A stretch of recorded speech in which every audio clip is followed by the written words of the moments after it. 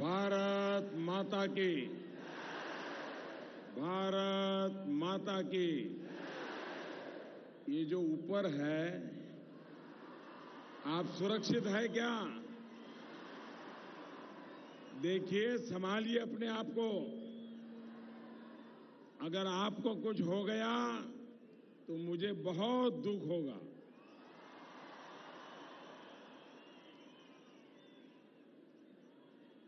मेरी रिक्वेस्ट है, अगर आपको इतराज ना हो, अगर नीचे आ जाएं।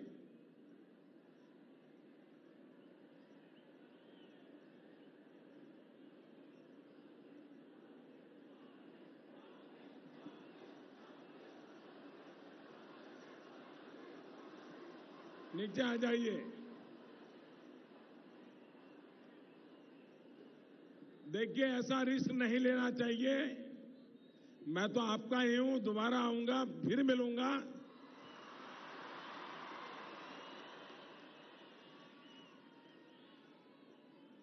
भारत माता की, भारत माता की।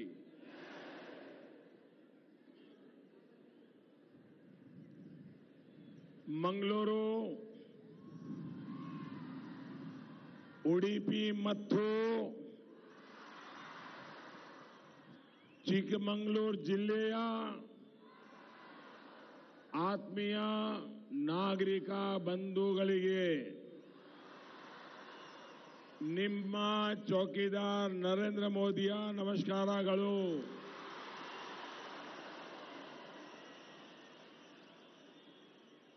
मंदिरों, मठों, आस्था, आध्यात्म, संस्कृति, ज्ञान और राष्ट्रवादियों की पावन भूमि को मैं आदरपूर्वक नमन करता हूं।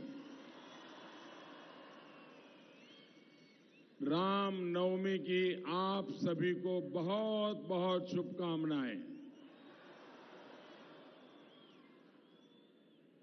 14 अप्रैल कल हमारे देश के संविधान निर्माता बाबा साहब भीमराव आंबेडकर जी की जन्म जयंती भी है।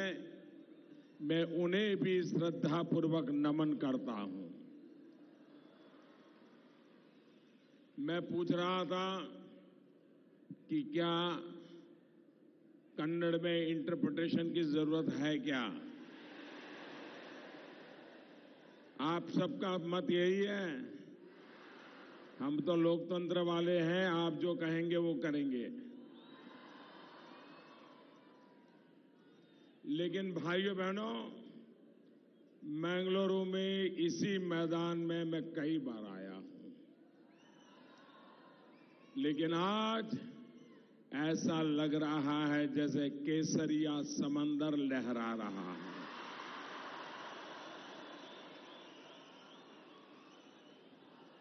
केसरिया रंग से आपने सब कुछ रंग दिया है आज।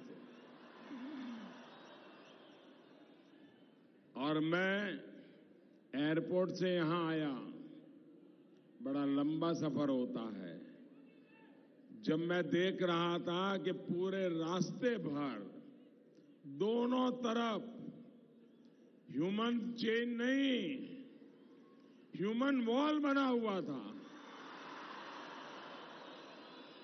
तो मेरे मन में शक हुआ कि इतने लंबे रास्ते पर लाखों लोग खड़े हैं, तो यहां कौन होगा?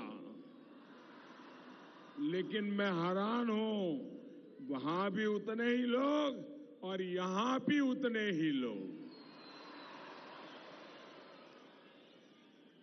साथियों, जब भी दक्षिण कन्नड़ा और उडुपी आता हूं तो आपका ये स्नेह देखकर अभिभूत हो जाता हूं। आपके इसी विश्वास ने मुझे देश हित में बड़े और कड़े फैसले लेने की ताकत दी है। ये मोदी है जो सिर्फ मक्खन पे लकीर करने वाला नहीं, ये पत्थर पर भी लकीर करता है। इन फैसलों में आपने जो साथ दिया है, उसके लिए मैं आज मंगलुरु की धरती से पूरे कर्नाटक का, पूरे हिंदुस्तान का हृदय से धन्यवाद करता हूं। मैं पिछले 5 साल जो कुछ भी कर पाया हूं, भाइयों बहनों, आप मुझे बताइए, आज दुनिया में हिंदुस्तान का डंका बज रहा है कि नहीं बज रहा है? भारत का जय जयकार हो रहा है कि नहीं हो रहा है? अमेरिका में भी हो रहा है कि नहीं हो रहा है? इंग्लैंड में भी हो रहा है कि नहीं हो रहा है? रशिया में भी हो रहा है कि नहीं हो रहा है? कनाडा में भी हो रहा है कि नहीं हो रहा है? ये क्यों हो रहा है?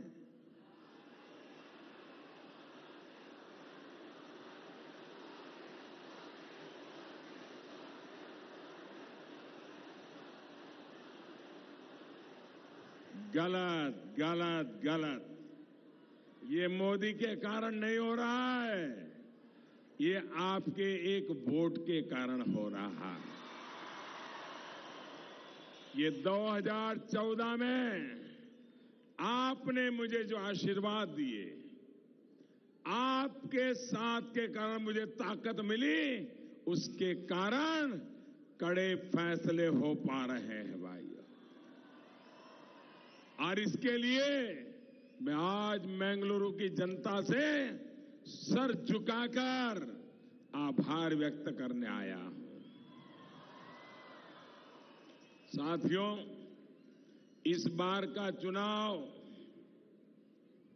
कौन सांसद बने, कौन प्रधानमंत्री बने, कौन मंत्री बने, ये सिर्फ सरकार चुनने के लिए चुनाव नहीं है,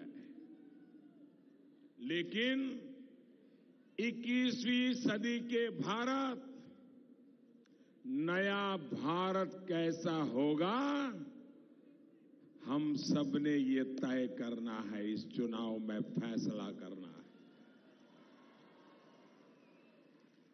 नए भारत के संस्कार और प्रेरणा क्या होगी, ये आप सभी को तय करना है। करेंगे ना? करेंगे ना? अपना पराया तो नहीं देखेंगे ना? गीला शिकवा तो नहीं करोगे ना? देश की चिंता करोगे ना? देश के लिए वोट करोगे ना? पक्का? पक्का? साथियों, कांग्रेस, जेडीएस और उस जैसे अनेक दलों की प्रेरणा परिवारवाद है और हमारी प्रेरणा राष्ट्रवाद है। वो अपने परिवार के आखिरी सदस्य तक को सत्ता का लाभ देने के रास्ते खोजते रहते हैं। हम समाज की आखिरी पंक्ति में खड़े वो लोग उनको आगे लाने के लिए मेहनत कर रहे हैं।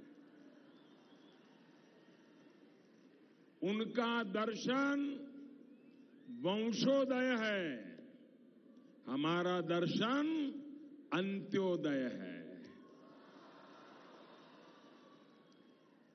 उनके वंशोदय से भ्रष्टाचार और अन्याय पैदा होता है, हमारे अंत्योदय से पारदर्शिता और ईमानदारी की प्रतिष्ठा बढ़ती है।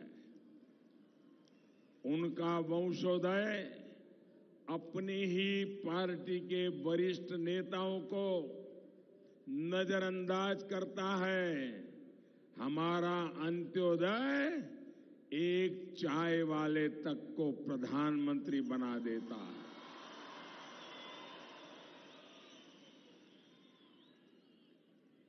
उनके वंशोदय ने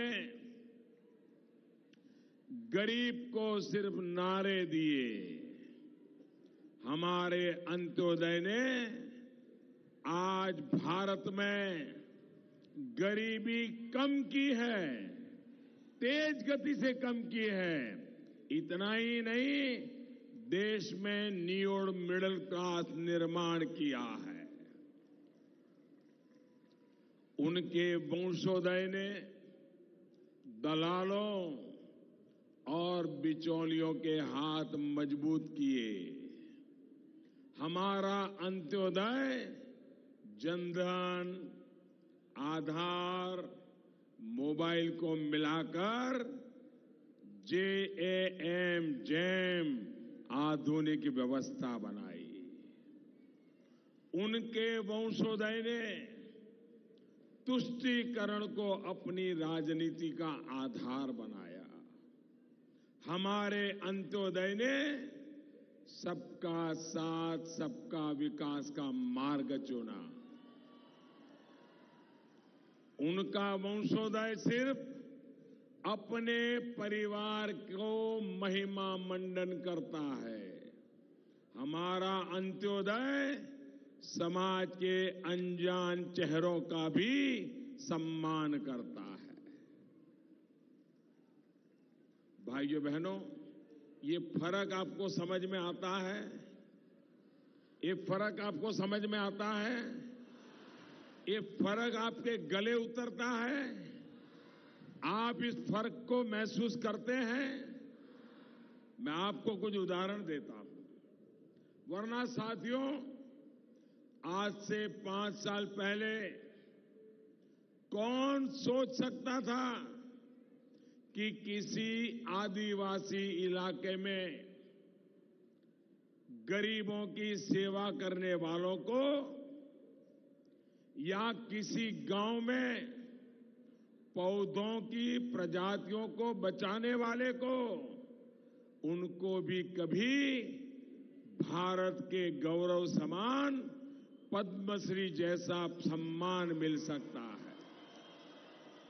मिला है कि नहीं मिला है? आपके कर्नाटक के भी ऐसे लोगों को मिला है कि नहीं मिला है? ये फर्क हुआ कि नहीं हुआ? राष्ट्रपति भवन में टूटे फूटे चप्पल पहने हुए किसी बुजुर्ग को जब मैं गर्व के साथ पद्मश्री सम्मान ग्रहण करते देखता हूं तो मन में यही आता है, मन में यही आता है, यही मेरा सच्चा भारत है। अपने सामर्थ्य पर भरोसा करने वाला भारत, अपने संसाधनों पर भरोसा करने वाला भारत, अपने सपनों पर भरोसा करने वाला भारत। अफसोस कि कांग्रेस ने स्वतंत्रता के बाद इस भारत को, हमारे भारत को वो शासन नहीं दिया जिसके लिए हिंदुस्तान हकदार था। भाइयों और बहनों, कांग्रेस को 20वीं सदी ने एक मौका दिया। वो मौका उसने एक परिवार को समर्पित कर दिया, गंवा दिया। हुआ कि नहीं हुआ ऐसा? सब एक ही परिवार के लिए हुआ कि नहीं हुआ? अभी मैं रामनाथपुरम से आ रहा हूं। आपको मालूम है, वहां हमने अब्दुल कलाम जी का एक बहुत बड़ा स्मारक बनाया है।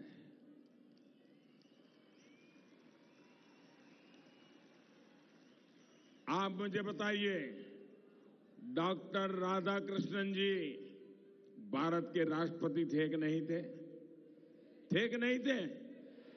हमारे कर्नाटक का गौरव थे कि नहीं थे? क्या कभी इस भारत सरकार ने उनका ऐसा स्मारक बनाया क्या? उनके परिवार के ढेर सारे स्मारक हैं, लेकिन इस देश के किसी पूर्व राष्ट्रपति को ऐसा सम्मान नहीं दिया गया। यही इनके परिवार का मामला था। भाइयों बहनों, डॉक्टर राधाकृष्णन जी ने अपना पूरा जीवन कर्नाटक की सेवा में खपा दिया था। खपाया था कि नहीं खपाया था? भाइयों बहनों, अब 21वीं सदी कांग्रेस को उसके गुनाहों की सजा दे रही है। साथियों, आज यानी 13 अप्रैल को जलियांवाला बाग नरसंहार के 100 वर्ष हो रहे हैं। मैं इस बर्बर नरसंहार में शहीद हुए प्रत्येक व्यक्ति को नमन करता हूं, उन्हें श्रद्धांजलि देता हूं। साथियों, जो राष्ट्र अपने बलिदानियों, अपनी परंपराओं, अपने इतिहास को भूल जाता है, जो जड़ों से कट जाता है, वो मिट जाता है। आज मोदी जब अपने इन शहीदों को याद करता है, तो कांग्रेस और उसके साथियों को दिक्कत होती है। जब जलियांवाला बाग के शहीदों के नाम पर दिल्ली में याद-ए-जलियां म्यूजियम बनता है, तो इन्हें मोदी आंख में खूंचने अखरता है, दुख होता है। जब दशकों के इंतजार के बाद पूर्व फौजियों की 1 रैंक 1 पेंशन की मांग पूरी की जाती है, तो इन्हें भी मोदी से दिक्कत होती है।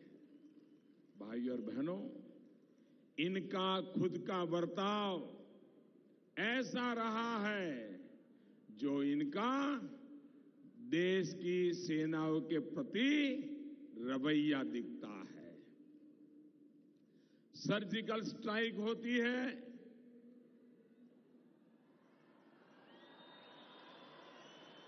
तो ये लोग सबूत मांगने के लिए निकल पड़ते हैं।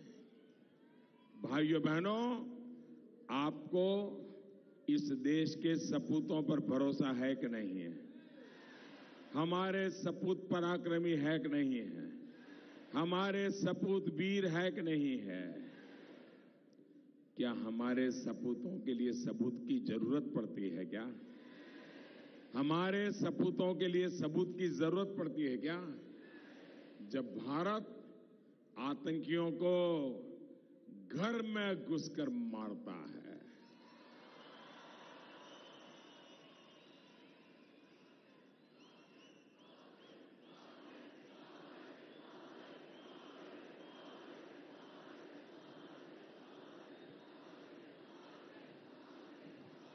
जब भारत आतंकियों को घर में घुसकर मारता है, तो ये पूरी पलटन,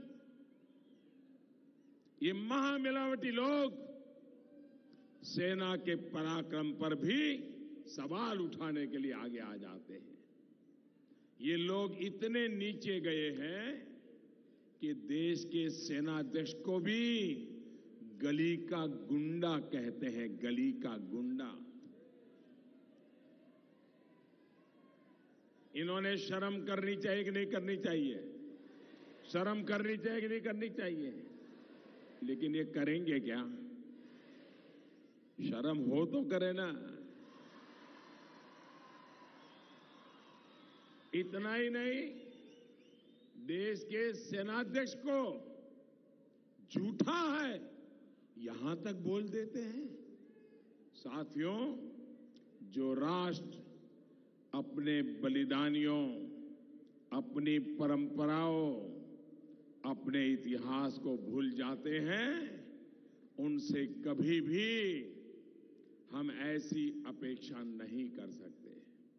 लेकिन कांग्रेस और उसके सहयोगियों ने भारत की परंपराओं मजबूत करने के बजाय उन्हें अपने हाल पर छोड़ दिया। भाई और बहनों, मैं सिर्फ एक उदाहरण देता हूं। राजनीति, कोर्ट, चुनाव सब अपनी जगह है, लेकिन आज की सच्चाई यही है कि अपनी आस्था जताना भी अपराध बन गया है। उसे आपराधिक करार किया जाता है। मैं कल केरल में था। वहां स्थिति ये बना दी गई है कि सार्वजनिक रूप से वहां कम्युनिस्टों की सरकार है, ये गठबंधन का हिस्सा है, ये महामिलावटी लोग हैं।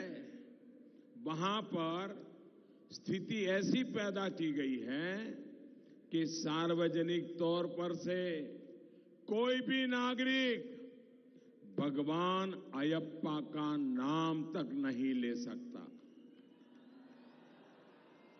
सबरीमाला बोलने पर आप पर मुकदमा चलता है, जेल में ठूस दिया जाता है। मैं कल जिस क्षेत्र में गया था, वहां के कैंडिडेट को 15 दिन तक जेल में बंद किया। कल कोर्ट ने उसको जमानत दी, तब आया वो। क्या ये लोकतंत्र का तरीका ठीक है क्या? ये आपका अपमान है कि नहीं है? क्या भगवान अयप्पा का नाम बोल सकते हैं कि नहीं बोल सकते हैं? क्या सबरीमाला के प्रति श्रद्धा रख सकते हैं कि नहीं रख सकते हैं? साथियों, महामिलावट के इस कांग्रेसी कल्चर ने सिर्फ हमारी परंपराओं को नहीं नुकसान पहुंचाया, डिफेंस को भी उन्होंने कमजोर किया है। हमारी इकोनॉमी को भी तबाह करने में कोई कोर कसर नहीं छोड़ी है। देश के बैंकिंग सेक्टर को तो ये लोग 2014 में वेंटिलेटर पर छोड़ करके गए थे। साथियों, आप इसे अच्छी तरह समझ सकते हैं, क्योंकि हमारा मंगलुरु और उडुपी ये तो देश की बैंकिंग क्षेत्र की धरोहर रहा। कांग्रेस के नामदारों ने फोन बैंकिंग का ऐसा खेल खेला कि बैंक बर्बाद हो गए।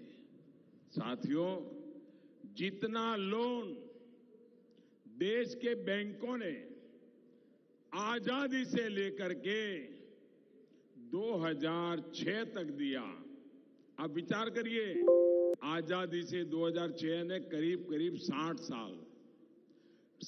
साल में बैंकों ने जितना लोन दिया, इन्होंने 2006 से 2014 उससे भी 2 गुना लोन दे दिया। बताइए कितना कमीशन निकला होगा?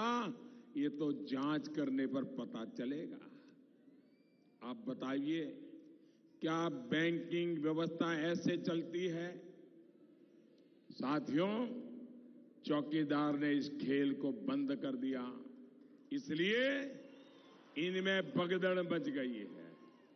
आप मुझे बोलिए, चौकीदार ने ये काम करना चाहिए कि नहीं करना चाहिए? ये खेल बंद होने चाहिए कि नहीं होने चाहिए? भाग रहे हैं, लेकिन भाग करके जाएंगे कहां? ये मोदी है। दुनिया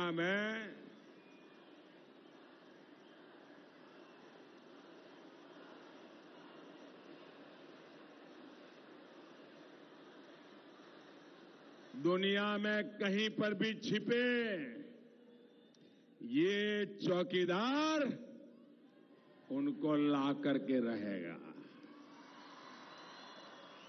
आपने देखा होगा, 3 लोग तो जेलों में पड़े हैं। एक मिशेल मामा को ले आए हम, एक सक्सेना को ले आए, एक मिस्टर तलवार को ले आए। इनको पता चलना चाहिए 3 आए तो और भी आने वाले हैं। भाइयों बहनों, बच्चों की पढ़ाई हो, युवा की कमाई हो या फिर किसान की सिंचाई, हर स्तर पर हमने काम किया है। चौकीदार की सरकार देश के करीब 12 करोड़ किसान परिवारों के बैंक में खाते में हर वर्ष 75,000 करोड़ रुपए जमा कर रही है। लेकिन यहां कांग्रेस जेडीएस की सरकार ने इसमें भी अपना खेल खेला है। देश के अनेक राज्यों में पीएम किसान योजना की पहली और दूसरी किस्त मिलनी शुरू हो गई है, लेकिन कर्नाटक के लाखों किसान भाई, हमारी किसान बहनें अब भी इंतजार कर रही है। कारण ये है कि यहां की सरकार ने भारत सरकार को किसानों की लिस्ट देनी थी, उसमें भी राजनीति का रंग लगा दिया और लिस्ट देने के लिए तैयार नहीं है। 10 बार मांगते हैं तो छोटी सी चिट्ठी पकड़ा देते हैं। क्या यहां के किसानों को लाभ मिलना चाहिए कि नहीं मिलना चाहिए? मिलना चाहिए कि नहीं मिलना चाहिए? ये जो कर्नाटक की सरकार रोक रही है, वो किसानों की दुश्मन है कि नहीं है? उनको सजा मिलनी चाहिए कि नहीं मिलनी चाहिए? अरे खुद कर्ज माफी का वादा किया, वो तो निभाया नहीं। दूसरा कोई करे तो उसको होने नहीं देंगे। और इसलिए इन महामिलावटियों की जमानत जब्त होना जरूरी है। करोगे? पक्का करोगे? वादा? भाइयों और बहनों, हमारी सरकार अपने मछुआरे भाइयों और बहनों के विकास पर भी पूरा ध्यान दे रही है। जो हमारे मछुआरे साथी हैं, उनके लिए आजादी के बाद पहली बार देश में हमने निर्णय किया है 23 मई को चुनाव नतीजे आएंगे। 23 मई को फिर एक बार 23 मई को जब फिर एक बार मोदी सरकार बनेगी, तो हमारी नई सरकार, हम फैसला लेकर के बैठे हैं कि मछुआरों के लिए अलग मंत्रालय होगा, फिशरमैन की अलग मिनिस्ट्री होगी। किसान क्रेडिट कार्ड की सुविधा से भी उन्हें मदद मिलनी शुरू हुई है। इसके अलावा सरकार ट्रॉलर्स को डीप सी फिशिंग बोट में अपग्रेड करने के लिए आर्थिक मदद भी दे रही है। मछुआरों को नाविक डिवाइस भी दिया जा रहा है, ताकि समय पर हमारे मछुआरों को संकट के समय सुरक्षा मिल सके। बीजेपी ने मछुआरों के लिए मत्स्य संपदा योजना शुरू करने का भी ऐलान किया है। भाइयों और बहनों, नए भारत के लिए जितने भी संकल्प इस चौकीदार ने लिए हैं, वो आपके सहयोग से ही पूरे हो पाएंगे।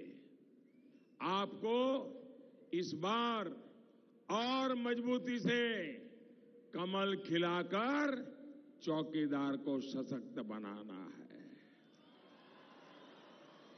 अभी अभी हमारा असेंबली का चुनाव हुआ, थोड़ी सी कमी रह गई।